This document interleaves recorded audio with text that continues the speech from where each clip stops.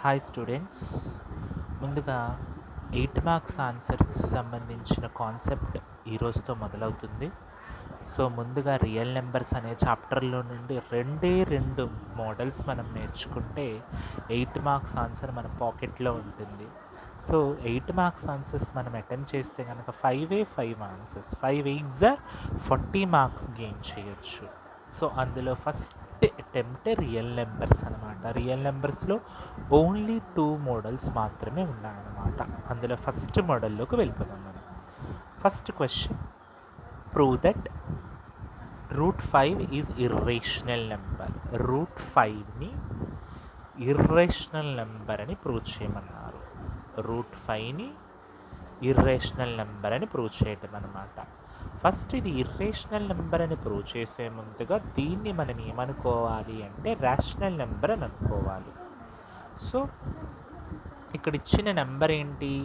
√5. ఇక్కడ ఏ నెంబర్ అయినా ఇవ్వచ్చు. ఇది సింగిల్ రూట్ నెంబర్ అన్నమాట. సింగిల్ రూట్ నెంబర్ ఇచ్చినప్పుడు గుర్తుపెట్టుకోండి, సింగిల్ రూట్ నెంబర్ ఇచ్చినప్పుడు స్క్వేరింగ్ ఆన్ బోత్ సైడ్స్ చేస్తాం. సో ఫస్ట్ ఇర్రేషనల్ నెంబర్ అని ప్రూవ్ చేయమన్నారు కదా. లెట్ us assume దట్, అంటే ఊహించుకుంటున్నాం. ఏమని ఊహించుకుంటున్నాము అంటే లెట్ us assume దట్ ఇక్కడ మనకి ఏ క్వశ్చన్ ఇస్తే అది √5 is a rational number. Irrational అని ప్రూవ్ చేయాలి కాబట్టి ముందుగా దీన్ని ఏమనుకోవాలి అంటే రేషనల్ నెంబర్ అని అనుకోవాలన్నమాట. ఇక్కడ ఏ క్వశ్చన్ అయినా ఇవ్వచ్చు, √5 అనే కాదు, √7 √10 √11, సో ఏదైనా ఇవ్వచ్చు. ప్రతిదానికి ఇదే process. Let us assume that, ప్రతిదానికి ఇదే. Let us assume that √5 is a rational number. గుర్తుపెట్టుకోండి, మనం ఫస్ట్గా ఇర్రేషనల్ అని ప్రూవ్ చేసే ముందుగా రేషనల్ అనుకోవాల్సి ఉంటుంది. ఓకే, ఫస్ట్ మనకి ఇచ్చిన నెంబర్ √5. సో √5 రాసాం. రేషనల్ నెంబర్ అంటే ఏంటి? p/q form. p/q ఫామ్లో ఉండే వాటిని రేషనల్ నెంబర్స్ అంటాం.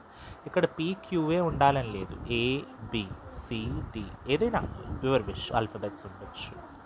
సో ఇక్కడ P అండ్ Q అనేవి ఏంటి అంటే కోప్రైమ్స్ అని మనం అనుకుంటున్నాం.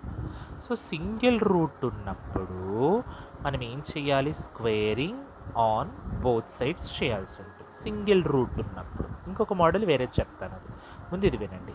ఇక్కడ √5 వచ్చింది కాబట్టి √5 తీసుకున్నాం. √7 ఉంటే √7 అనమాట. Same concept, p/q. ఇక్కడ ఏ నెంబర్ అయినా మారచ్చు వాడిచ్చింది. ప్రతి దానికి ఇదే ప్రాసెస్ ఈ మోడల్లో, స్క్వేరింగ్ ఆన్ బోత్ సైడ్స్ అనమాట. సో స్క్వేర్ అంటే అర్థం ఏమిటి? పైన 2 అనేది పెట్టడం జరుగుతుంది. మనకి ఇక్కడ ఇచ్చింది √5 whole square is equals to p/q whole square అనమాట. స్క్వేర్ √2 అనేది మనకి క్యాన్సిల్ అయిపోతుంది. ఇక్కడ మిగిలింది ఏంటి? 5 మిగిలింది. p/q హోల్ స్క్వేర్ అంటే pకి స్క్వేర్ ఉంటుంది, qకి కూడా స్క్వేర్ ఉంటుంది అనమాట. p²/q². అర్థమవుతుందమ్మా? √5 ఉంది, సింగిల్ రూట్ ఉన్నప్పుడు ఏం చేయాలి? స్క్వేరింగ్ ఆన్ బోత్ సైడ్స్ చేయాలి. √5 హోల్ స్క్వేర్ కదా, స్క్వేర్ √2 క్యాన్సిల్ అయిపోతుంది. అలాగే p/q కాబట్టి pకి స్క్వేర్ ఉంటుంది, qకి స్క్వేర్ ఉంటుంది అనమాట. సో ఇప్పుడు 5 is equals to, route cancel అయిపోతే ఇక్కడ మిగిలింది ఏంటి? 5 ఈజ్ ఈక్వల్స్ టు p²/q² అనమాట. ఇప్పుడు ఈ డివిజన్లో ఉన్న క్యూ ఏమవుతుంది? ఇటువైపుకి షిఫ్ట్ అవుతుంది అనమాట. సో డివిజన్ బికమ్స్ మల్టిప్లికేషన్ అనమాట. సో డివిజన్ ఏమవుతుంది? మల్టిప్లికేషన్ అవుతుంది అనమాట. అంటే 5 × q² అనమాట. 5 అంటే డివిజన్లో ఉన్న క్యూ అటువైపు షిఫ్ట్ అయ్యింది. So 5 × q².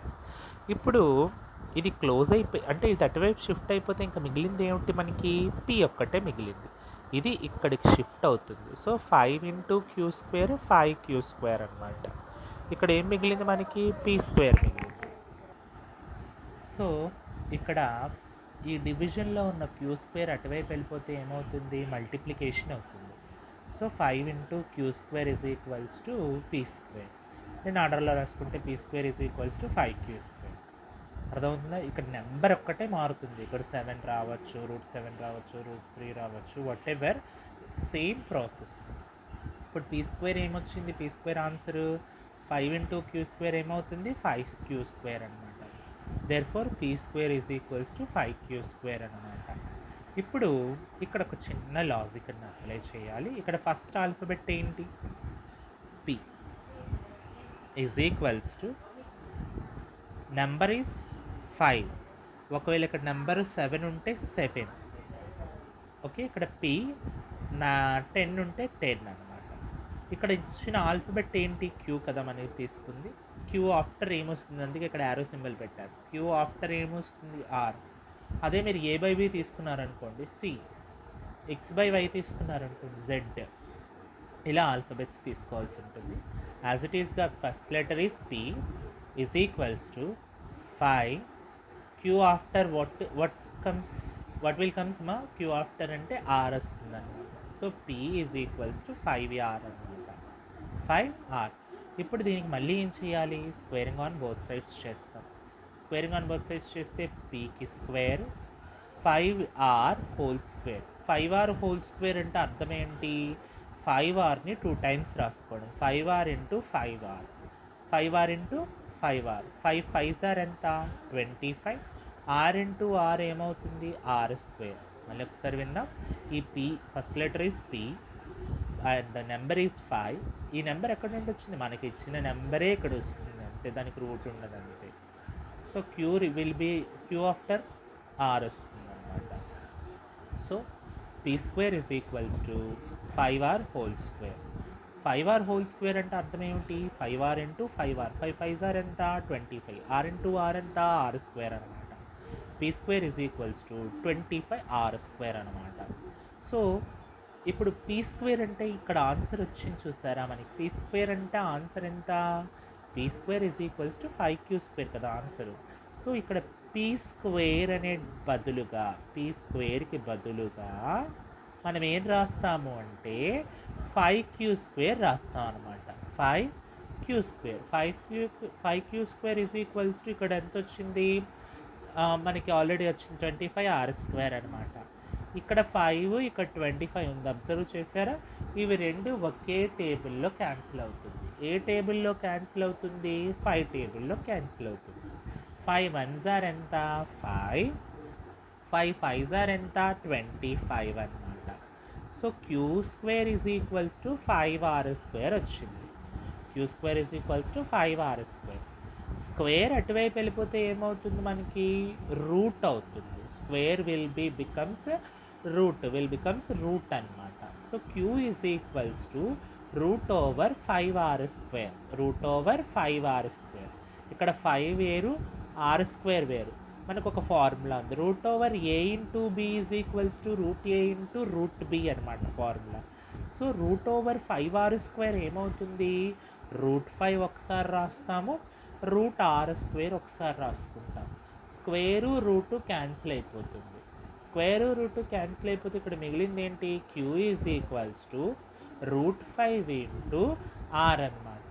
సో ఇక్కడ ఇంటూ r అనేది అన్ని మనం అటువైపు షిఫ్ట్ చేస్తే ఏమవుతుంది అంటే క్యూ బై r అవుతుంది. ఇంటూ r అటువైపు వెళ్ళిపోతే డివైడ్ r అవుతుంది. So q by r is equals to root 5.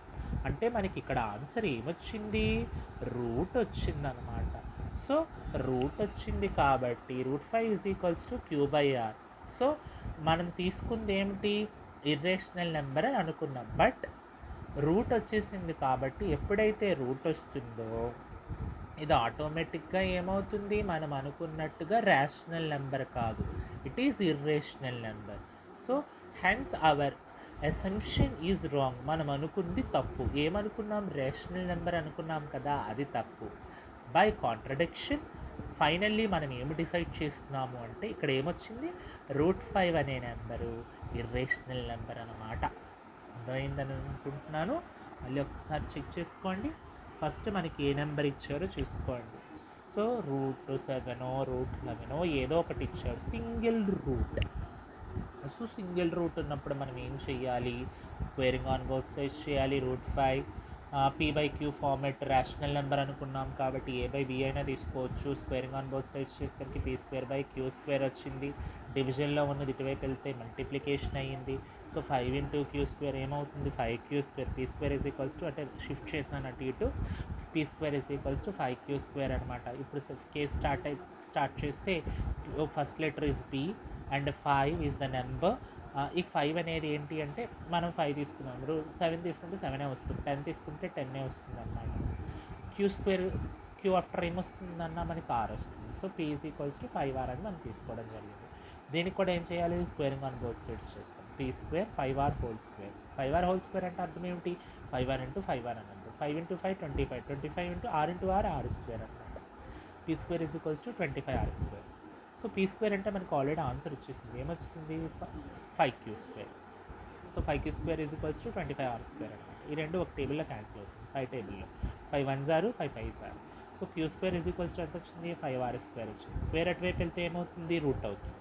So q is equals to root over 5r square అనమాట. Q is equals to root 5 into root r square వస్తుంది. Square root cancel అయిపోతే ఏమైంది, q is equals to root 5 into r అటువైపు వెళ్ళిపోతే ఏమవుతుంది, divide అవుతుంది. So q by r is equals to root 5 అనమాట. మన ఆన్సర్ ఏమొచ్చినట్టు ఇక్కడ రూట్ వచ్చింది. రూట్ వచ్చింది అంటే అర్థం ఏమిటి, అది రేషనల్ అవ్వదు, ఏమవుతుంది, ఇర్రేషనల్ అవుతుంది. So hence our assumption is wrong.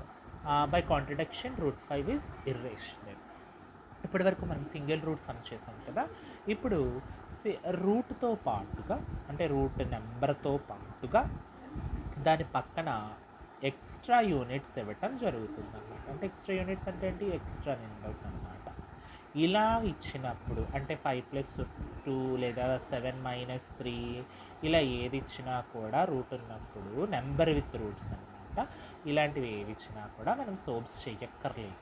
ఇందాక ఫస్ట్ సమ్ చెప్పాం కదా, దానికి మాత్రమే సోబ్స్ చేస్తాం, దీని ఇలాంటి సమ్స్కి సోబ్స్ చేయక్కర్లేదు. ఇది చాలా సింపుల్ అండ్ ఇంపార్టెంట్. సో ఏమి ఇచ్చారు, ఒక ఎగ్జాంపుల్ తీసుకున్నాం. Prove that 5+2√3 is irrational.